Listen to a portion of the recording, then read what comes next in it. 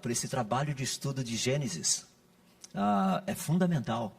Eu tenho gasto muitos anos estudando esses primeiros capítulos da Bíblia. Não sei se você já percebeu, mas se você tirar os 11 primeiros capítulos da Bíblia, não sobra nada. Posso explicar?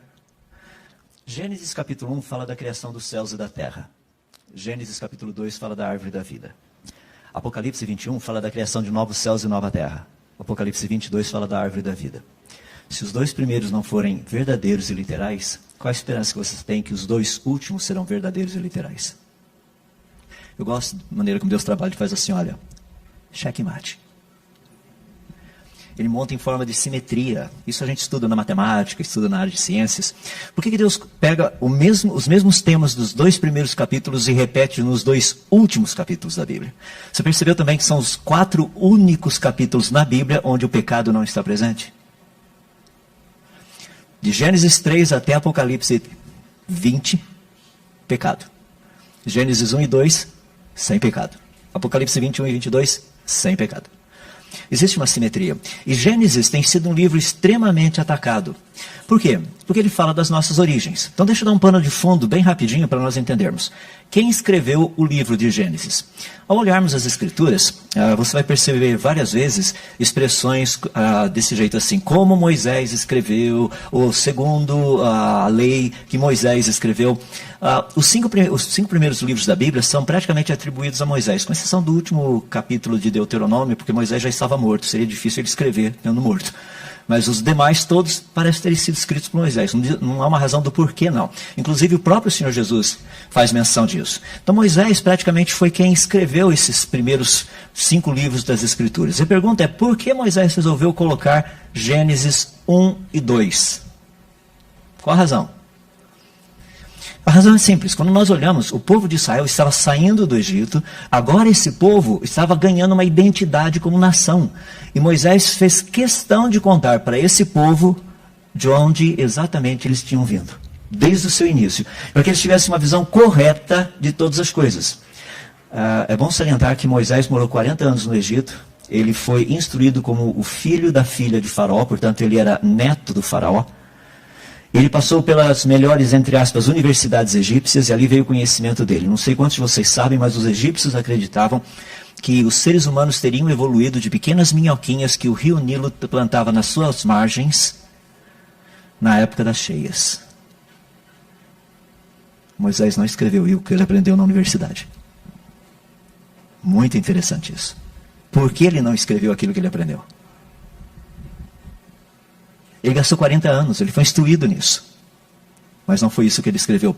Porque ele queria que os seus leitores soubessem da veracidade, da verdade, não de uma história. Eu digo isso como físico.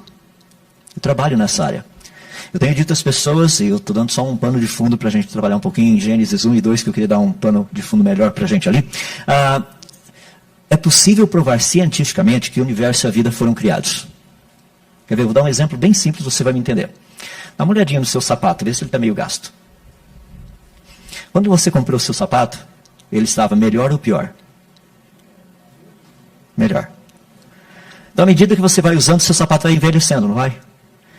Sabe o nome que nós damos para isso? É uma lei. É a segunda lei da termodinâmica, conhecida como lei da entropia.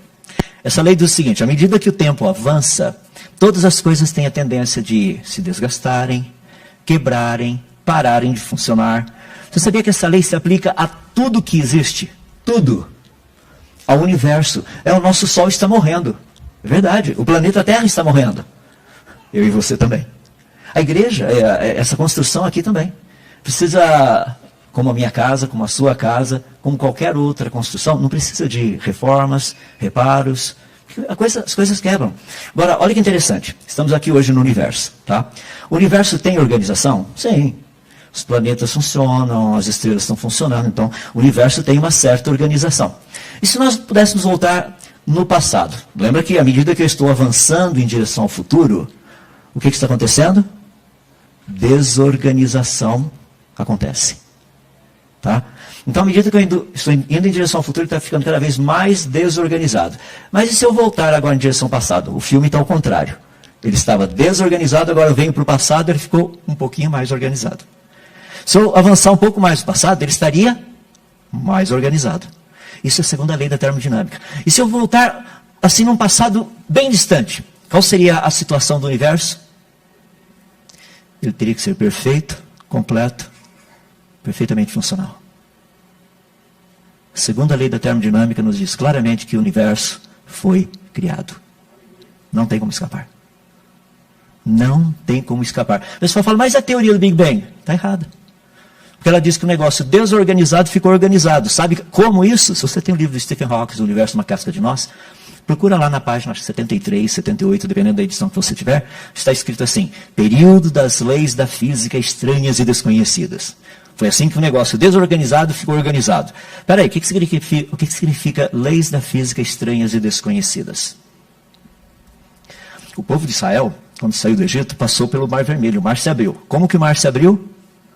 Por meio das leis da física estranhas e desconhecidas, porque pelas conhecidas ele não teria se aberto. Certa vez Eliseu estava lá e um pessoal cortando uma árvore, um machado cai dentro d'água. Clunk.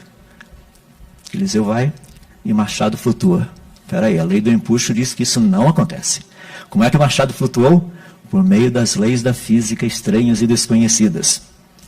Certa vez Jesus foi num casamento e acabou o vinho. Rapaz, ele transforma água em vinho. Como foi possível isso? Por meio das leis da física e da química estranhas e desconhecidas. Pergunta, o que significa leis da física estranhas e desconhecidas? Milagre. Ou seja, a teoria do Big Bang começa com milagre. Isso não é teoria. Ciência a gente não trabalha com milagre. Nós trabalhamos com leis da física estranhas e desconhecidas. Portanto, nós temos plena convicção que o universo e a vida foram criados. Mas você sabia que a ciência não consegue dizer quem criou ou o que teria criado? A ciência só consegue dizer se foi criado ou se teria surgido espontaneamente. Então, quando nós olhamos para o universo, nós temos plena convicção que o universo foi criado. Não existe dúvida disso. A pergunta agora fica, há quanto tempo atrás? Essa é uma pergunta interessante, não é? Deixa eu fazer uma pergunta para você. Qual a sua idade? Não precisa falar, não. Só você sabe a sua idade. Mas qual seria a sua idade? Você fala, eu tenho, no meu caso, tenho 62 anos e meio. Mas como é que você sabe que você tem 62 anos e meio? Uma pessoa poderia me perguntar. Qual seria a resposta que eu daria a essa pessoa? Você tem a sua certidão de nascimento. Isso significa que eu acredito num pedaço de papel, certo? Quem garante que aquele pedaço de papel está dizendo a verdade? Você fala, não, mas teu pai e tua mãe, eles não falaram para você quantos anos você tem? Aí você acredita em testemunhas. Percebe? Você não sabe qual a sua idade. Você tem que crer naquilo que lhe foi dito. Não é interessante? E o pessoal diz que não sabe o que é viver pela fé. A tua idade mostra que você vive pela fé. Só mais uma para você pensar. Eu não vi ninguém entrando aqui e ao sentar-se no banco, testar para ver se o banco segurava o seu peso. Você pela fé assentou-se. Você creu que o banco iria segurar o teu peso. Percebe? Fé é uma coisa que a gente usa o tempo todo. Mas quando chega em Gênesis capítulo 1, rapaz, a gente tem uma dificuldade. Como a coisa é complicada com Gênesis 1.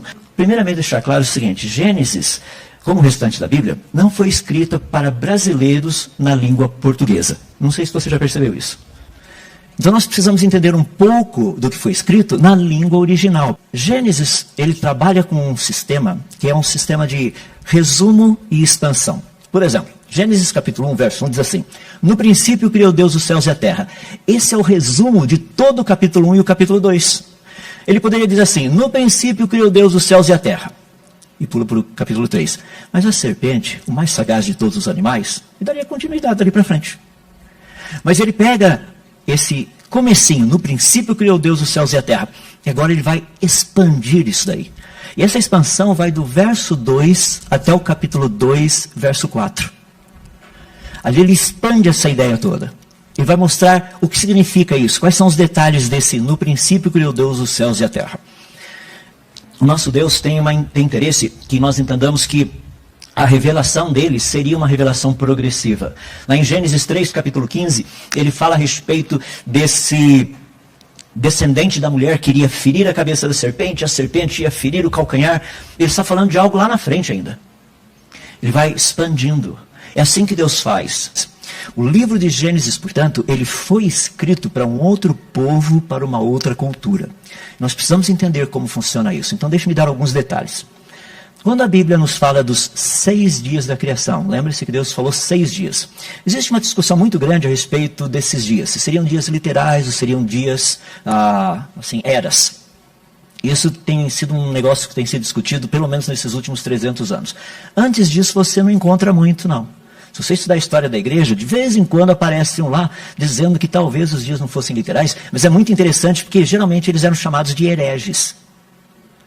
É muito interessante. Agora vamos parar e pensar. Afinal de contas, seria possível saber se esses dias de Gênesis são literais ou não? Bom, eu disse para vocês, o livro de Gênesis foi escrito numa outra língua para uma outra cultura. Então nós precisamos entender um pouco essa língua e entender essa cultura. Mas eu vou pegar só a língua por questão de tempo, tá? No português, nós temos artigos definidos. O, a. Nós temos artigos indefinidos, um, uma, algum, alguma. Na língua hebraica, existe uma estrutura também. Tem certas palavras que elas têm um significado geral. Por exemplo, a palavra que foi traduzida por dia. A palavra dia, na língua hebraica, é a palavra yom. Yom pode significar um dia de 24 horas, mas pode significar, sei lá, um período de tempo indeterminado. Pode. Só que, na língua hebraica, existem 3 modificadores que mostram se a palavra yom é um dia literal ou não. Quer ver? Todas as vezes que aparece um artigo definido antes da palavra yom, significa um dia de 24 horas. Por exemplo, o yom da expiação. O dia da expiação. Não está falando de um período de tempo. Está falando de um dia específico. Então, todas as vezes que aparece o artigo definido junto com a palavra yom, que não tem necessariamente o significado de 24 horas, daí ela passa a significar o quê? 24 horas, não tem como escapar. Também, quando essa palavra yom vem com um numeral. Por exemplo, no 24º yom do 3º mês, não está falando de um período de tempo, além de um período de tempo de 24 horas. Então, toda vez que a palavra yom aparece também com um numeral, ela significa um dia de 24 horas. E tem uma expressão que, se aparecer junto com essa palavra yom, daí ela também significa um dia de 24 horas, que é a expressão tarde e manhã. Então, todas as vezes que aparecer tarde e manhã, do yom, significa um dia de 24 horas. Rapaz, olha como Deus da Bíblia quer que a gente tenha certeza do que significa yom em Gênesis. Deus disse assim: houve tarde e manhã o primeiro yom. Alguém tem dúvida que é de 24 horas? A língua mostra, é impossível você traduzir de outra forma. Não dá para aceitar como se fosse um período de tempo. Eu digo para vocês porque a ideia do período de tempo é justamente para tentar colocar a teoria naturalista da evolução, Big Bang e tudo mais, dentro da narrativa bíblica. Só por isso. Me diz o seguinte, por que Deus precisaria de mais de 24 horas para criar alguma coisa? Quando Jesus foi transformar a água em vinho, Jesus falou assim, o pessoal vai servindo água, vai demorar um pouco aí, mas a coisa vai fermentar, fica sossegado, vai virar vinho. Não, Deus não precisa de tempo. Eu vou explicar daqui a pouquinho por que Deus fez em 6 dias. E por que Deus não disse assim, haja mundo e houve mundo e viu Deus que o mundo era bom. Só para completar essa ideia do dia, muitas pessoas chegam para mim e falam assim, mas irmão, lá no livro de 2 Pedro, no capítulo 3, diz que para o Senhor um dia é como 1000 anos. E 1000 anos como um dia. Eu falei, muito bem, irmão, só que o irmão é um herege. Porque esse texto não está falando de Gênesis, esse texto está falando de Deus. Que para Deus um dia é como 1000 anos. Ele não está dizendo que os dias de Gênesis, um dia seriam como 1000 anos e 1000 anos como um dia. Não, o texto está falando de Deus. Texto fora do seu contexto é o quê? Pretexto. O que o texto está nos dizendo? Para Deus, quer saber dos dias de Gênesis literais? Agora a coisa vai pegar. Dá uma olhadinha. Vá para Êxodo capítulo 20 e leia o 4º mandamento do nosso Deus. Ele diz assim, trabalharás 6 ioms e neles farás todas as tuas obras. Lembra que a iom significa dia. Trabalharás 6 ioms e neles farás todas as tuas obras. Espera aí, não aparece nem o artigo, nem o numeral, nem tarde e manhã. Iom de quanto tempo? Rapaz, agora ficou difícil. Mas por que ninguém chega e fala assim, não, pastor, a gente tem que ir, tem que trabalhar milhares de anos, aí são eras que a gente tem que ficar trabalhando, não são dias literais. E agora, como você interpretaria corretamente o quarto mandamento? Quanto tempo você tem que trabalhar? Eu sei que tem alguns aí que vão pegar para o dia do descanso e falar assim, tá vendo, olha, isso aqui é um longo período de tempo. Não, não é assim não. Vocês vão trabalhar 6 yoms e descansar 1 yom. De quanto tempo? Como é que você sabe que é de 24 horas? A resposta é simples. Leia o que vem depois. Pois em 6 yoms fez o Senhor os céus e a terra e descansou no 7º yom. E agora? Como é que você sabe quanto tempo você tem que trabalhar? Porque no hebraico compara-se duas coisas que são iguais. Não comparam-se coisas diferentes. O mesmo período de tempo que Deus trabalhou para criar os céus e a terra é o mesmo período de tempo que eu tenho que trabalhar. Se a semana foi de 6 dias literais que o Senhor Deus trabalhou, eu também teria que trabalhar uma semana e 6 dias literais. Se o Senhor Deus trabalhou uma semana que os dias eram eras, eu teria que trabalhar semanas nas quais os dias também são eras. Percebe como não tem muito espaço para a gente escapar daí?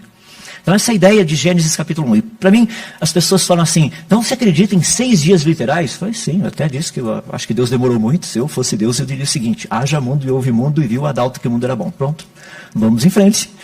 Mas por que Deus cria desse jeito?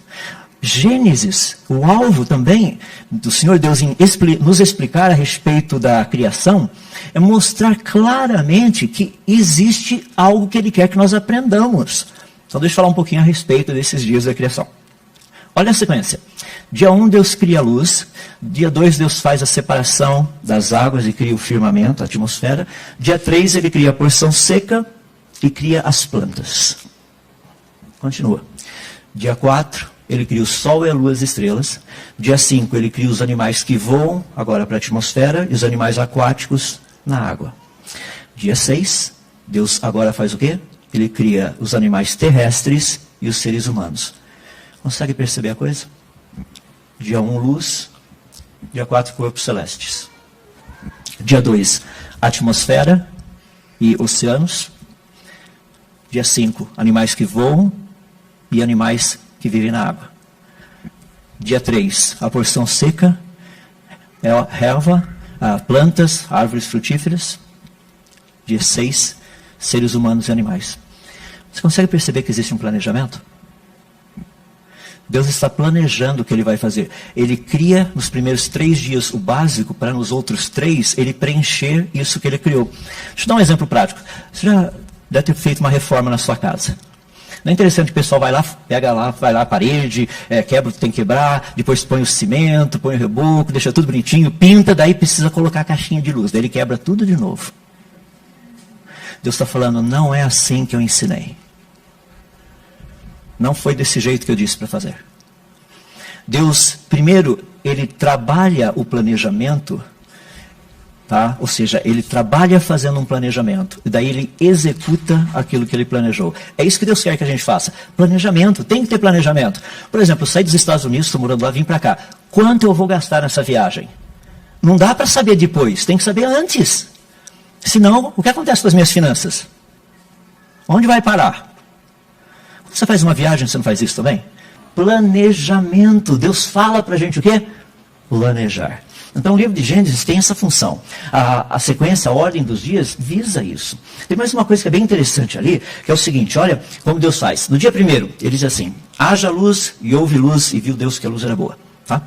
Eu pulei o verso 3, o verso 4, que fala que ele fez separação entre luz e trevas. Mas ele fala para a gente o que ele criou, ele diz para que serve, e daí ele faz uma avaliação. Diz o texto assim, e viu Deus que era bom. Percebe? Gênesis foi escrito para que nós aprendêssemos como viver nesse mundo que Deus criou. Ele deu essa ideia, ele quis fazer em 6 dias, para que nós entendêssemos como é importante planejamento. É importante planejar e seguir o que foi planejado. Eu entendo a nossa cultura. Eu cresci aqui, eu sou brasileiro. Eu morei 13 anos nos Estados Unidos, depois morei 18 anos aqui, voltei para lá agora. É uma coisa interessante, os meus amigos que vêm para cá, eles aprendem a nossa cultura rapidinho. Tem uma palavra que eles aprendem rapidão. Quase todos os meus amigos são físicos ou engenheiros que vieram aqui para o Brasil, voltaram lá e falaram assim: aprendi uma nova palavra em português. Estou falando inglês comigo. E a palavra é gambiarra. É ou não é? Nós somos especialistas em gambiarra. Precisa de um parafuso. Pega o arame. Coloca um arame ali, dá um negocinho assim, funciona. Não é assim? Deus está pedindo, por favor, meus filhos, joguem fora a gambiarra. Eu não criei o mundo com gambiarra. Eu fiz e vi que era bom. Eu já encontrei irmãos que falaram assim: mas e se a gambiarra for boa? Rapaz, você não entendeu nada. Vamos começar tudo de novo. Percebe? O nosso Deus, Ele nos deu Gênesis para que nós entendêssemos e aprendêssemos a como viver nesse mundo que Ele criou. E essa foi a razão dele ter feito em 6 dias literais e não num piscar de olhos, num bater dos dedos aí. Não, Ele queria que nós soubéssemos como eu e você vamos viver nesse mundo. Como nós devemos viver nesse mundo. Foi por isso que Ele criou em 6 dias literais.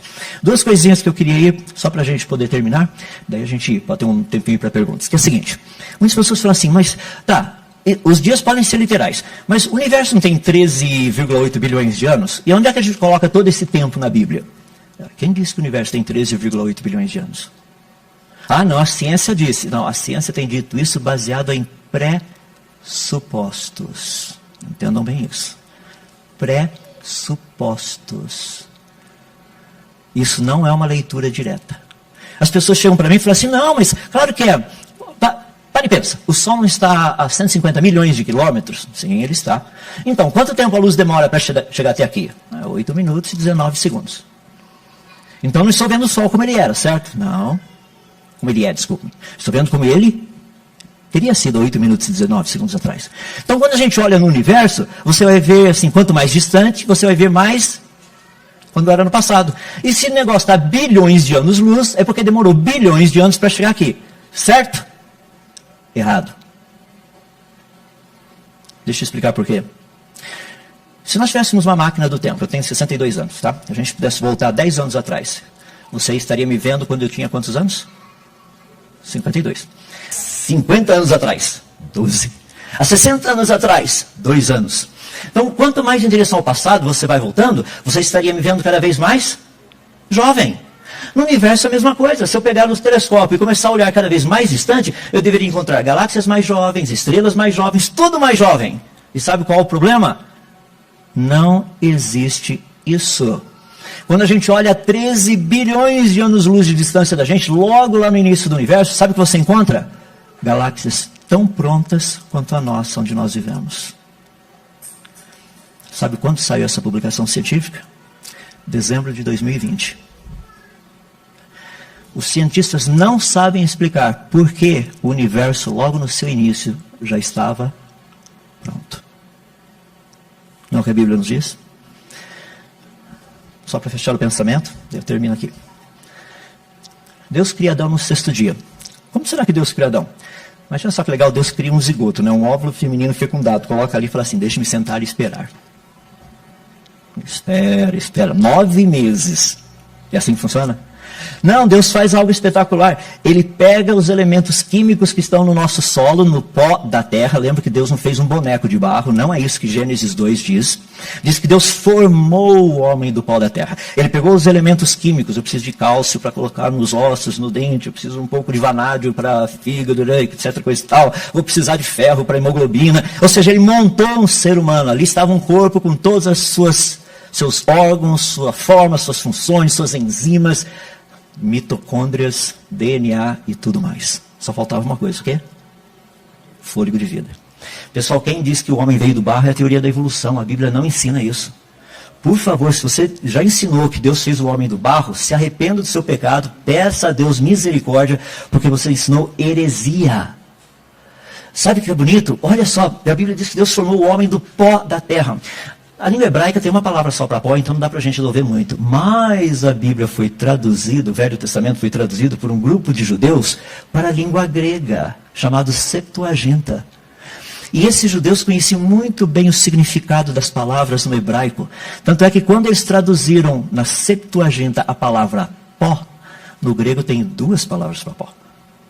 Uma palavra para pó é a palavra que significa menor partícula. A menor partícula que eles conheciam na época era o talco. Mas era menor do que o talco. A partículazinha de talco. Mais fininha do que aquilo. Hoje, se nós formos traduzir literalmente, seria o quê? Átomo.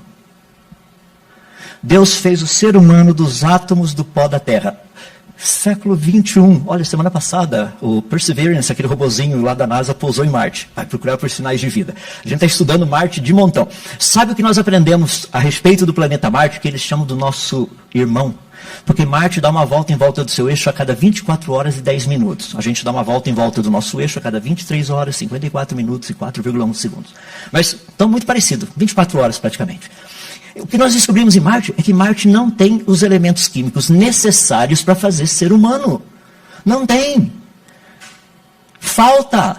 Nós estudamos a Lua. A Lua não tem elementos químicos necessários para fazer ser humano. Estudamos Vênus, estudamos Mercúrio, as luas, algumas das luas de Júpiter, de Saturno. São mais de 200 luas conhecidas no sistema solar atualmente. Até onde nós estudamos, não achamos um único outro corpo celeste aqui no sistema solar que tenha todos os elementos químicos para fazer o ser humano. É interessante que nós somos feitos do pó da Terra. Não dá para fazer ser humano do pó de Marte, do pó de Vênus, de Mercúrio ou de qualquer um dos outros corpos celestes do sistema solar. Agora, peraí. Nós não fomos ensinados que todos os planetas do sistema solar teriam se formado dessa poeirinha que estava ao redor do Sol? Então todos os planetas deveriam ser, entre aspas, farinha do mesmo saco? Deveriam ter as mesmas composições, os mesmos elementos químicos? Porque a Terra é especial. Aí eu termino para você entender o porquê. Quando Deus cria Adão, faz o homem do pó da terra, qual seria a idade aparente de Adão?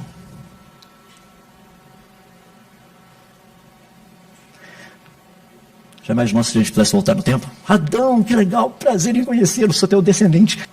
Me diz conta um pouquinho da sua vida. Eu estou lá no 6º dia da criação, tá? Adão chega para mim e fala assim, rapaz, esse dia está sendo ótimo. Eu falo, não, mas conta mais um pouquinho. Rapaz, eu fui criado há 6 horas atrás. Olha só, não tem nem umbigo. Não tinha. Porque quem tem umbigo foi quem nasceu. Adão não nasceu. Então eu já respondi a pergunta se Adão tinha umbigo ou não. E a Eva também. Ou seja, não tinha umbigo. Isso é óbvio. Não sei que o pessoal faz tanta... Bom, deixa para lá. Se eu chegasse para Adão e falar, Adão, mas rapaz, e essas plantas aqui, essas árvores? Fala, que legal, né? Deus criou. Olha só as frutas, que maravilha. Fala, nossa, mas deve ter demorado um maior tempo. Não, rapaz, Deus já faz a coisa aparecer com a fruta. O que eu ia comer? Já imaginou? Deus me cria aqui, eu vou ter que esperar alguns anos, aí até as primeiras árvores começarem a produzir fruta. Isso é o que se chama criação com uma idade aparente. Você sabia que é isso que nós estamos vendo nas galáxias? Aparecem prontas. Não é possível. Para quem não é possível. Para o nosso Deus é possível. Não é espetacular? Só um pouquinho de Gênesis. Só um pouquinho. Deus nos criou, nos trouxe à existência.